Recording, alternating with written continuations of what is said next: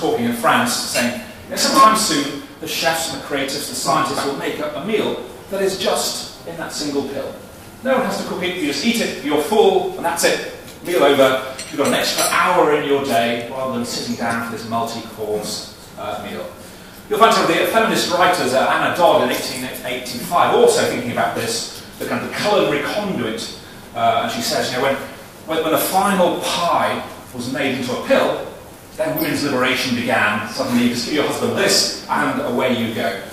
But for me, that is not the perfect meal. It can't be. It's kind of unsensory. It might fulfill a certain need, but it's not enjoyable. It doesn't stimulate our senses in what the world's top chefs are writing about when they think about that kind of creative process. It is. On the right, we have some of the experts who write about champagnes. They're just kind of grapes are in the champagne. So when they write about champagne, they can tell all sorts of things. But when I give them blind the champagnes in the glass, what can they really tell? Can they tell the grapes? No, they can't. Can they predict which wine would be most expensive? No, they can't. And in the lab, I've got somebody here who's, where's she gone? And I'm looking at the effect of the wine glass. Could I make wine taste better by changing its shape, by changing its weight?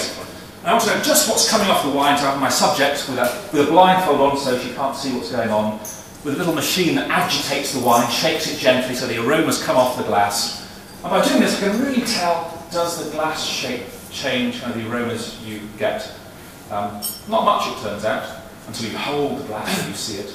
But I think in both of these cases, it tells you something again, it just loses. These aren't perfect drinking experiences. The experiences that the wine writers talk about and kind of wax lyrical about the time when they tasted this wine and it took them back to the vineyard on the sunny day when they first experienced that wine or that vintage.